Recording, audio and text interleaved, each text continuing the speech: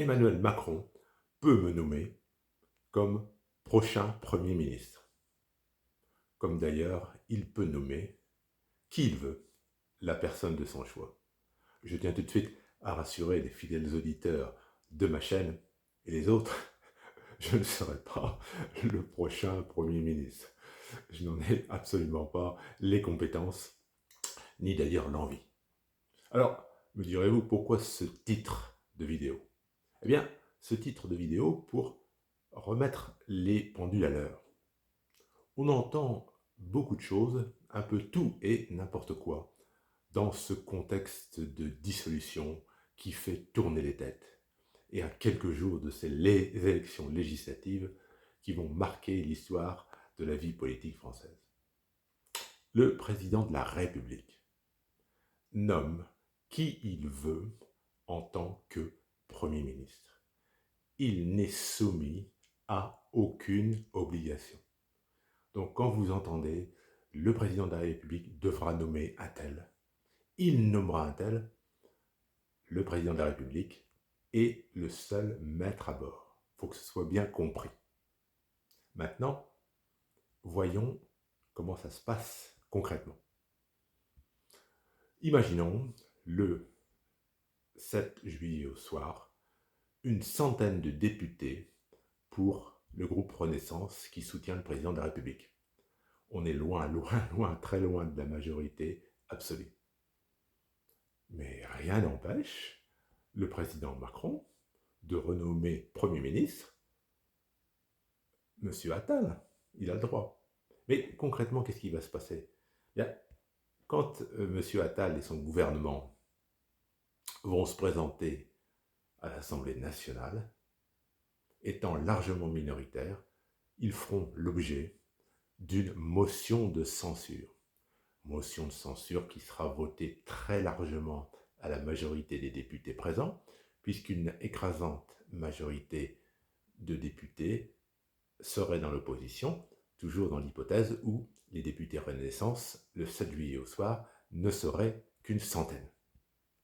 Donc, on voit le principe, le président de la République peut nommer Premier ministre qui il veut. Mais dans les faits, il faut que ce Premier ministre puisse s'appuyer sur une majorité.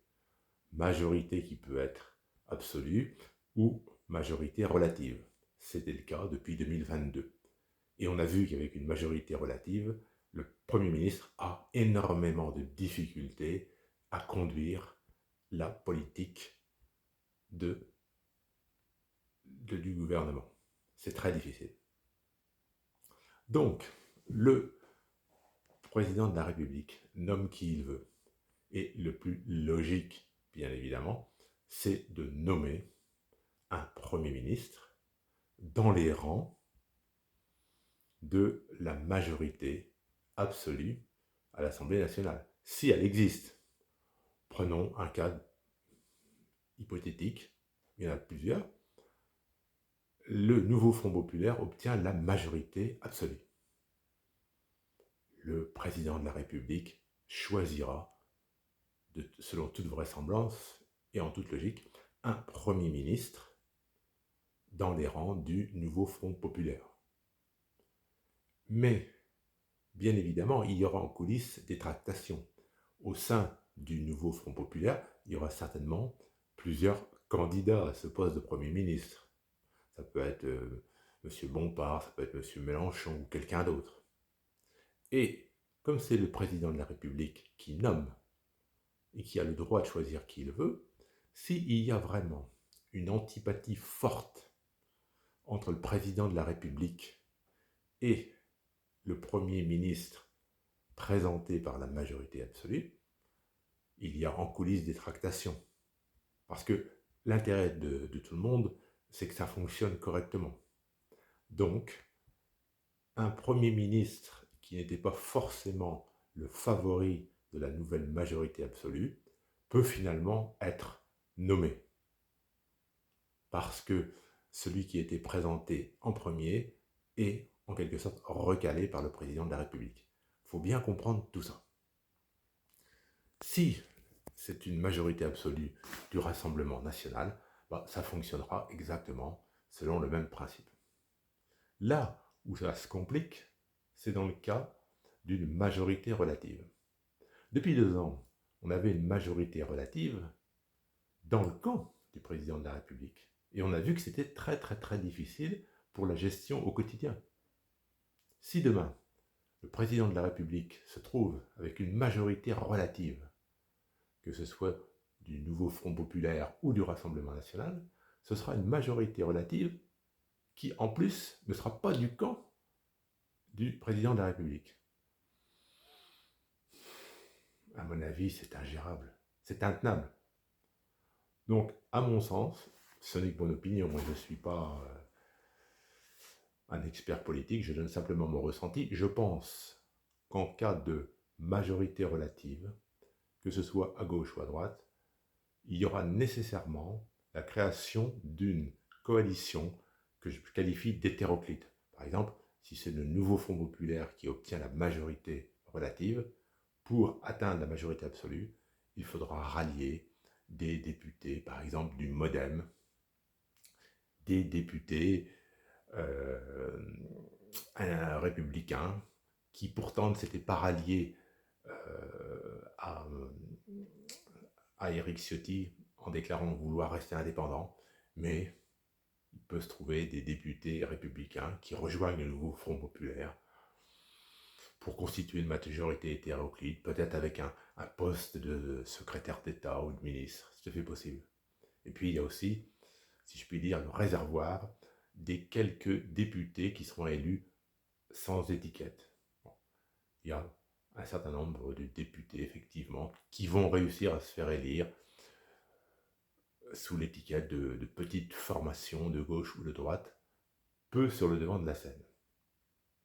Alors, cette coalition hétéroclite, c'est pas dans l'ADN de la France. Surtout sous la Ve République. La Ve République, c'est un régime conçu par et pour le général de Gaulle, avec un président de la République fort qui s'appuie sur une majorité forte. Les coalitions hétéroclites, on en voit parfois en Allemagne, en Italie, chez nos voisins. Des partis politiques très opposés, mais qui, pour conduire la nation dans l'intérêt général, s'allient. Alors, ça ne dure pas forcément de très longues années, ça peut durer quelques mois, des fois quelques semaines. On a connu dans l'histoire italienne des gouvernements qui ont été renversés plusieurs fois dans l'année. Alors, c'est très ennuyeux parce qu'il en découle une instabilité gouvernementale, le pays n'est pas géré, on n'avance à rien, si vous me permettez l'expression, on pédale dans la semoule. Et on n'en a pas besoin. Donc voilà, cette vidéo de mise au point sur la nomination du président, sur la nomination, du Premier ministre par le président de la République.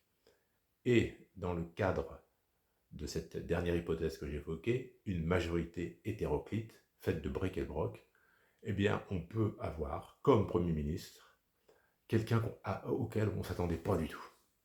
Quelqu'un auquel on ne s'attendait pas du tout, une personnalité du monde économique, et pourquoi pas un coup de tonnerre. François Hollande, ancien président de la République, qui deviendrait Premier ministre. Bon, ça s'est jamais vu sous la Ve République, mais avec cette dissolution qui est, je le répète, comme un typhon, où tout est possible, on ne sait jamais, on ne sait jamais. On verra. L'issue est proche. Bonne fin de journée à vous. Au revoir.